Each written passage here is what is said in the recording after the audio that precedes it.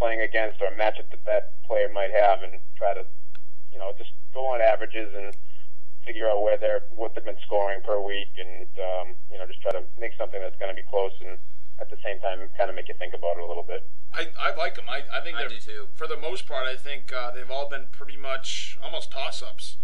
Except for the one with Carson Palmer. He kind of screwed that up by throwing for about 500 yards. But that's the thing. But if you look at it, it's not like, it's guaranteed. It's like, well, I don't know. It could be this, could be that. Obviously, afterwards, Palmer puts up 414, or that 1 week where the Titans running backs didn't, have Titans. like 20 rush. Not the Titans. The Titans. Yeah, not the Titans either. The Texans. Oh, the Texans. They had like 20 rushing yards against the Packers or whatever. But I think, at face value, I think they're actually pretty good. Yeah, and it's just been another good weekly feature for the league to, instead of kind of, before we just had the league poll and people would, take advantage of it every now and then. But, sometimes we'd have, no one do anything for 3 weeks, and then sometimes someone like me maybe would feel obligated to put something up there that really isn't that entertaining. So, maybe we can make this count next year. We can really get really put some thought into it, and maybe make this our new league pick'em. We've actually we've discussed that in studio a couple times. Maybe not on air, but we did it on air. Did we do it? I think so. We did mention that. Yeah, and that's something we can look into. We'll talk about it during the board member meeting, Zach. During the off season. Although I don't know if you've heard, but I was actually almost assassinated this past Sunday. Yeah. You think that's funny? It's my life we're talking about here. But what happened? Well, some big African American man almost took a couple shots at me, and due to that's weird. Yeah. Usually very docile creatures. All right, Coach. We got the enigma. Such racism. We got the enigma. Speaking of racism, we have the enigma here for you. And, I made this one personally for you. I think you're going to get it. Hopefully it was better than Jay Young's fucking asshole idiot enigma last week. I think you're going to get it. Are you ready? I'm ready. All right. We have Ed Reed, Tyroyle Smoochie Wallace, Dante Culpepper, Jadinklage Morgoon, and Warwick Dunn.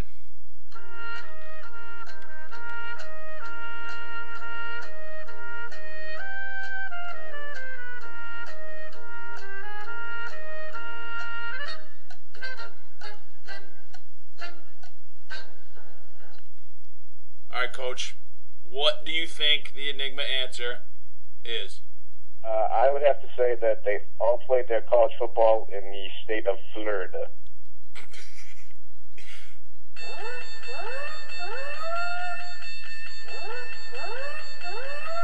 That is correct. Of course, Ed Reed played at the U. Culpepper was at Central Florida, and who was the other one? Nicholas Margoon was South Florida. South Florida, and then Tyroyle Smoochie Wallace was also the U, and Warwick Dunn was, of course, Florida State. For those of you who are unfamiliar with Jadinklage Morgoon and I'm unfamiliar. Who are Tyroyle Smoochie Wallace? And this is why I said, speaking of racism, go to YouTube, type in Key and Peele, Keypeele,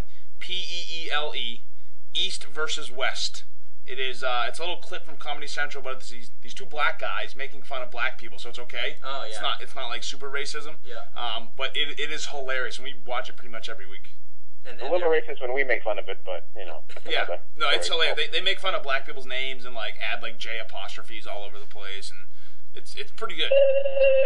Yep, that's one of the guys' names. But yeah, it's good. Good stuff. Well, Zach, I think you were only the second coach so far to answer an enigma correctly, so you're in some, pretty good territory here. Well, that's what the Handiquacks do. Can't win on the field, they might as well win at the enigma. It's true. By the way, can I have a shameless plug here? Absolutely. Carson Palmer's playing the New Orleans Saints this week. They've given up 469 yards in the air. He's available. Just saying. That's weird, Coach. You don't normally try to sell guys, 24/7. John Green available too. Well, one last thing, Coach. Each week I post on good old Twitter who the coach is going to be on the show this week, and I did that again today. The general public has spoken, and they have provided a question for me to ask you. Again, this is not coming from me. I can't stress this enough. I'm going to go ahead and read the question, which was posted, I think, via a fan of yours, or maybe an enemy, I'm not sure. Anyway, the question is, and maybe you can oblige us and answer it, and I quote, "Coach, you talk a lot about getting rape drunk or just rape in general, yet you haven't raped anyone in front of the members of the Dynasty or raped any of the members of the Dynasty. Are you going to put up or shut up, you fucking coward?" Unquote. Well, you know what? Maybe we'll get a little crazy next year at the draft, and I can show you what getting rape drunk's all about. Good. I can't wait. Who was that? Who was that from, by the way? Oh, I would be breaking so many media rules if I were to tell you. Yeah, it's Brian Tavallari. We'll show Brian what getting rape drunk's all about. Don't worry. Well, correct me if I'm wrong, but I believe you three have been involved in quite the love triangle in the past couple of years. That's true. So That's true. Can't rape the willing. But anyway, Coach, thank you very much for being on the show. Unfortunate, circumstance regarding your season this year, but I'm glad that you're, still participating, working your ass off, trying to make your franchise, better for next season. And thank you for, of course, being a very valued member of Tom Berkowitz Trucking and using them for all of your needs, both garbage disposal-wise and for probably your sexual pleasures. And good luck the rest of the way. I think you got Yellow Peril this week, so yeah, that should be a win for the Handiquacks. Should be a win. We'll see. But good luck the rest of the way. And again, thanks for being on the show. All right, thanks a lot, guys. All right, Bubble. It's that time of the show. Time of the month for me. Yeah, interactive segment. We're gonna go ahead, but you know what? I believe you're gonna get going. Right? Yeah, a couple of officers here that have just entered Riverdale Studios. I just got buzzed. I'm gonna have to go defend myself here, and I'm pretty confident. Well, just tell the truth. I know it wasn't you. I know. I did it.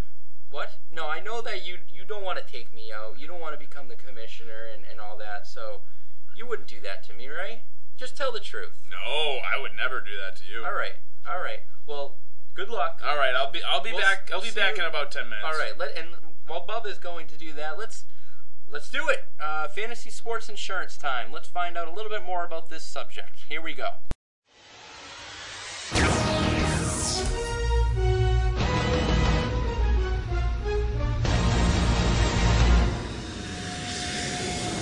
Now, the Dynasty Podcast brings you an interactive and likely ridiculous segment with borderlines on actual legit media. Buckle up your fucking seatbelts for the Dynasty Podcast interactive segment.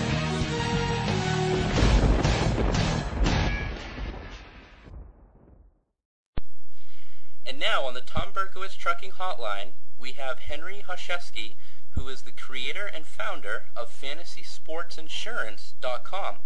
Henry, thanks for being on the show today. Thanks for having me.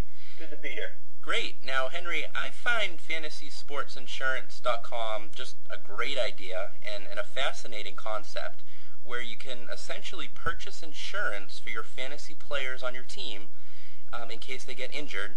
But can you tell us a little bit more about how you came up with the idea and maybe more as to how it actually works? Absolutely. So fantasy insurance started as a result, ultimately, of Tom Brady going down with his injury in 2008. I had him on my fantasy team, being a Boston guy, and when he went down, he was my top draft pick. Right. I wasn't betting the entire season on him, but he was a big part of it. So at the end of the day, Brady goes down. I had to go up and pick up a quarterback off of waivers. My production that year was less than favorable, if you will, which was frustrating going into the season and finishing it that way. Right. And I was having a casual conversation with a friend of mine who was in the same league, and I'm in insurance, in a property casualty business, and jokingly he said, too bad you can't insure these guys from getting injured. And it kind of caught me off guard, but it didn't sound like a bad idea. And I started to do a little research about the insurance side of player disability, and at the end of the day I found out that this is